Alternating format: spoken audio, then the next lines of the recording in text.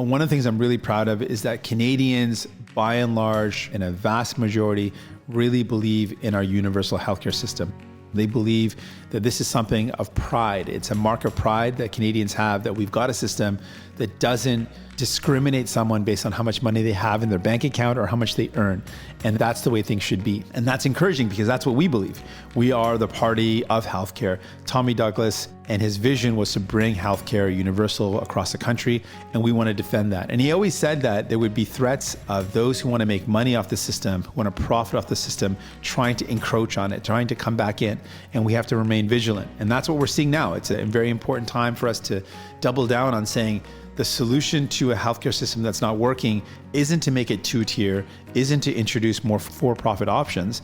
It is to strengthen what we have and improve what we have and expand on what we have so that it's there for people. I'm Peter McCully. The leader of the New Democratic Party of Canada is a lawyer by trade and a member of Parliament for Burnaby South. We caught up with him recently as he held roundtable discussions on Vancouver Island. Jagmeet Singh, when Today in BC continues. Why spend hours searching dealerships, comparing makes and models? Find the best of BC's inventory in one place, todaysdrive.com. You'll have access to inventory across BC, where you can easily find a vehicle that fits your needs and gets you where you need to go in comfort. Get in the driver's seat. Don't miss out on the many options we have available for you. Powered by Black Press Media, todaysdrive.com connects you with exclusive new and used car deals. Jagmeet, thanks for squeezing us into your busy schedule. Thank you so much. Honored to be here. You've just held a roundtable meeting here with some residents on Vancouver Island, and we're in a community hall. I was setting up my recording gear. Usually I'm in a very nice, comfy studio with a lazy boy chair and a monitor and all of that. I noticed while you were waiting for our session, you were tinkering with the piano over in the corner. Is that your instrument of choice?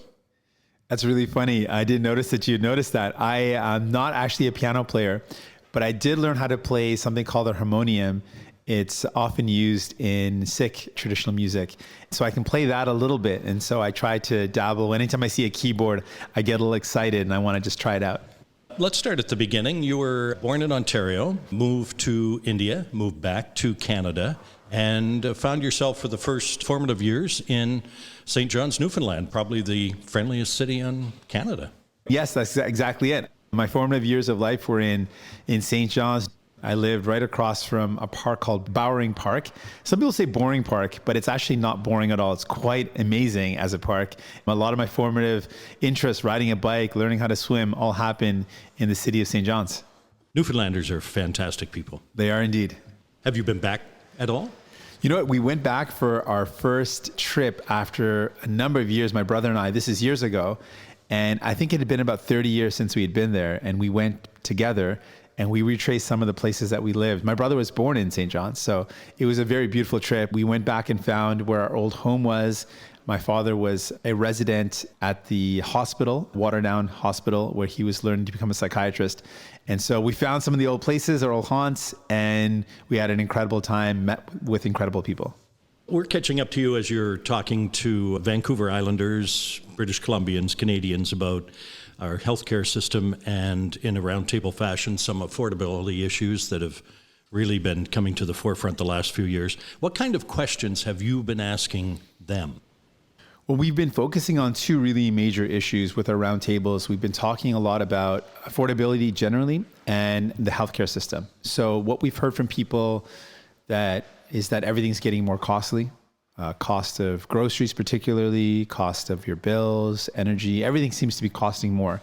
But it's really food prices that are really capturing people's attention and frustration, because when you go into the grocery store, everything you try to buy is just costing more, and week over week, it seems to be going up. So is that the kind of answer you're getting from people that you're talking to?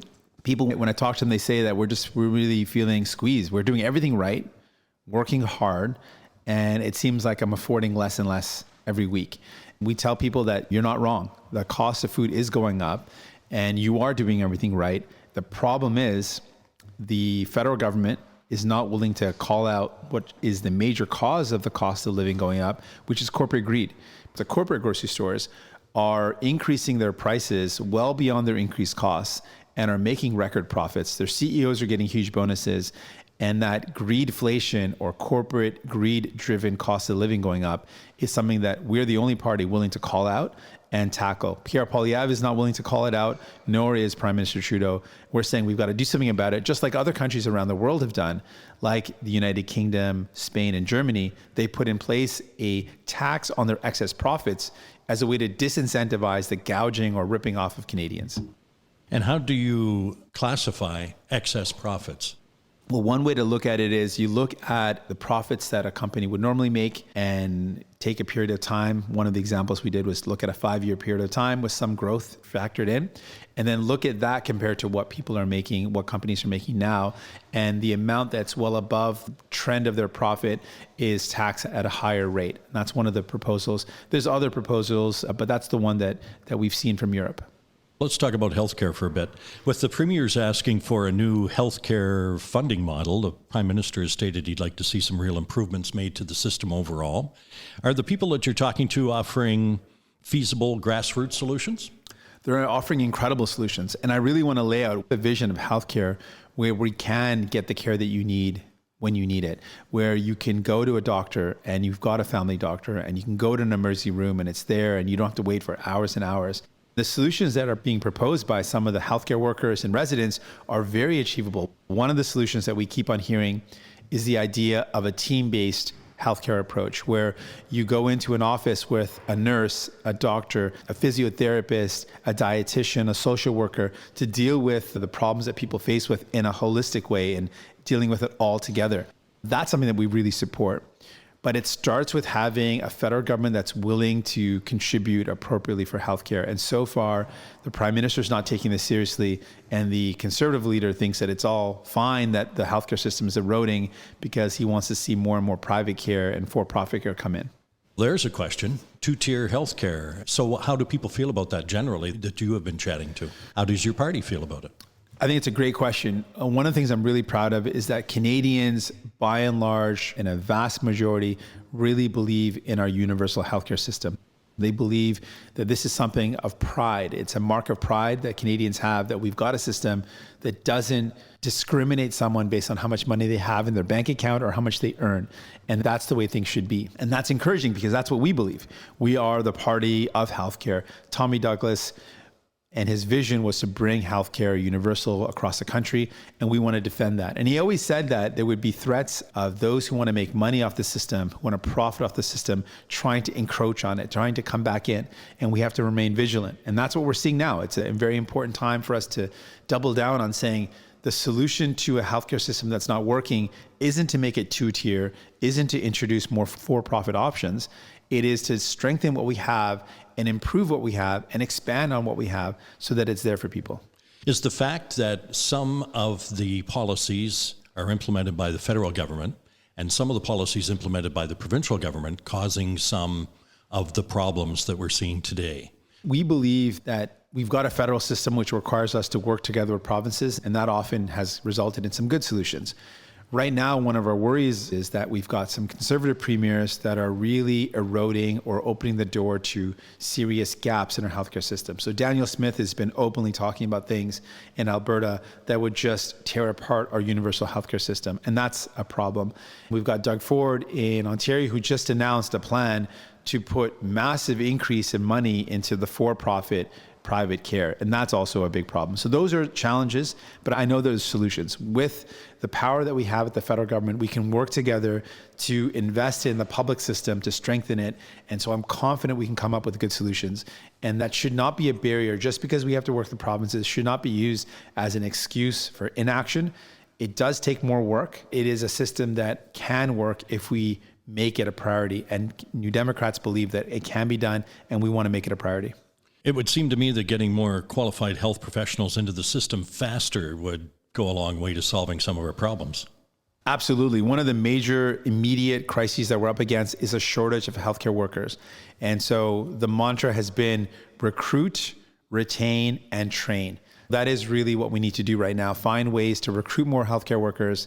we need to train more healthcare workers, and we need to retain the ones we have. To do that, we need to provide them with adequate work conditions, good pay, and really fulfill a lot of the promises that the Prime Minister made not too long ago. He promised increasing wages for the personal support workers, the healthcare support workers. He promised to hire more nurses and doctors. And we're saying, let's do that. Let's actually make that happen, because that will really alleviate a lot of the pressures on our healthcare system. When people on Vancouver Island can't find a healthcare worker or can't find a nurse or a doctor to see them, that means we need to make sure we hire more, retain more, recruit more nurses and doctors.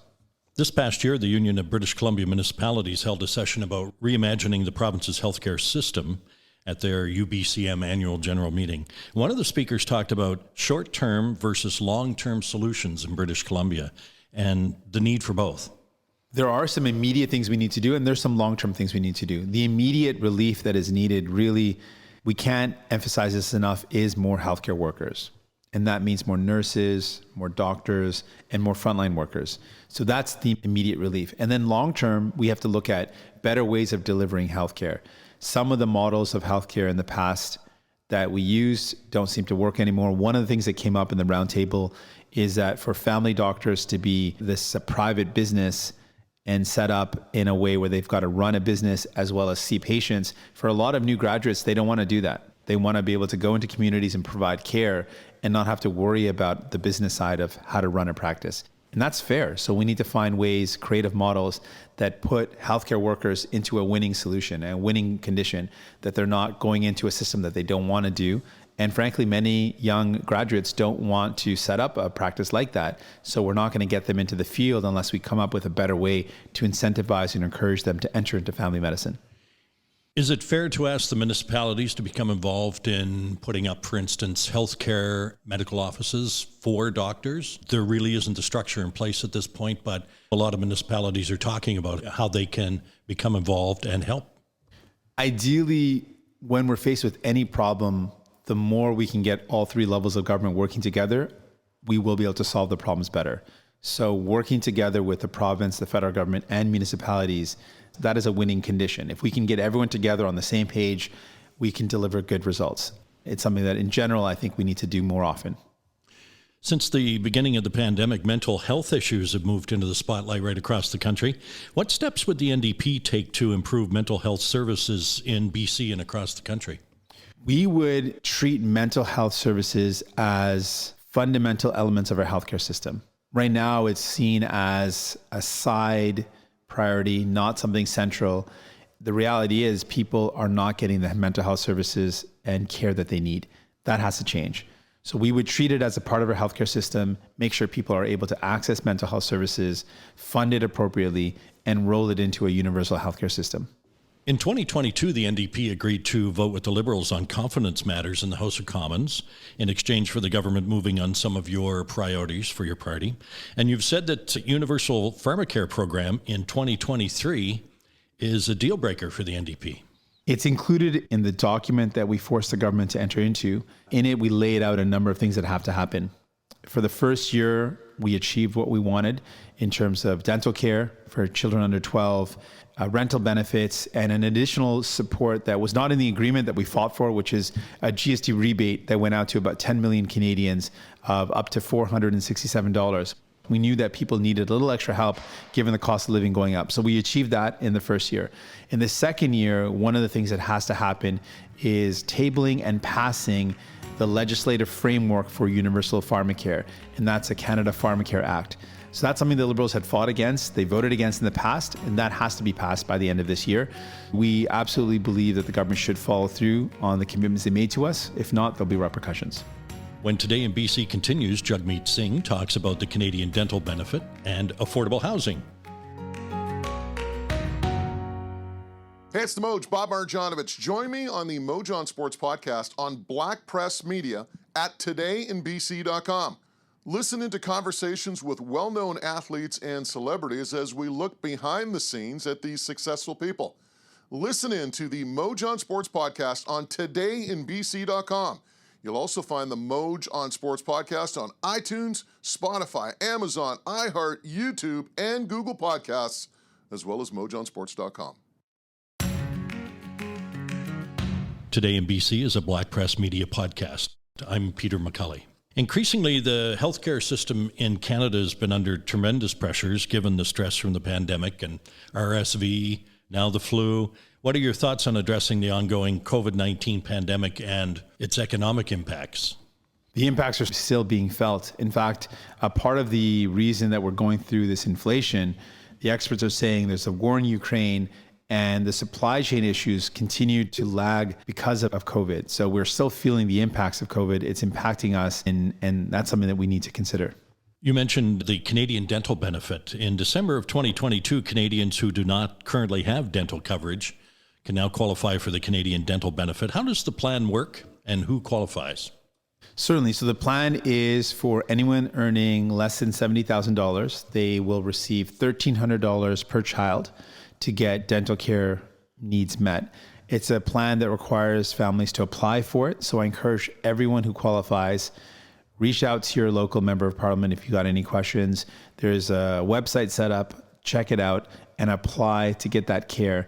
You would find out how much you need for a doctor's visit or for a dentist visit, and then submit that along with your application that this is the care that you need. Then you could receive up to the $1,300. That's for this year, and for next year, the program will be a national dental care program. It'll be expanded to include seniors, teenagers, and people living with disabilities. That program will be one where you go into a dentist or a hygienist's office, and your bill will be covered by the federal government. It will be a national program. It's, as you mentioned, it's a pretty crazy world out there right now with costs spiraling on just about everything. More and more Canadians are turning to food banks. The rents are soaring. Do you have a plan to address the issue of affordable housing in Canada? We noticed that one of the biggest pressures on affordability is housing. The cost of renting, the cost of owning are out of reach for so many Canadians, and it shouldn't be that way, and we can fix it. It's not an easy fix. It's going to take a lot of different steps. So I want to also acknowledge that it is complex, but it hasn't been a priority for the federal government for decades.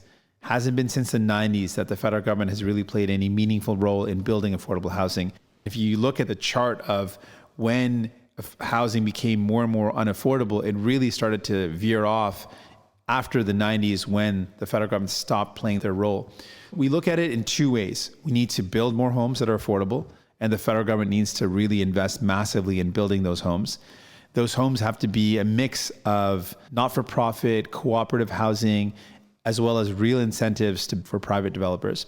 And then on the second side, we have to look at some of the rules and laws that have encouraged the financialization of housing, that have really made housing a stock market for investors where you could drop your money in the Canadian housing market and make a lot of money.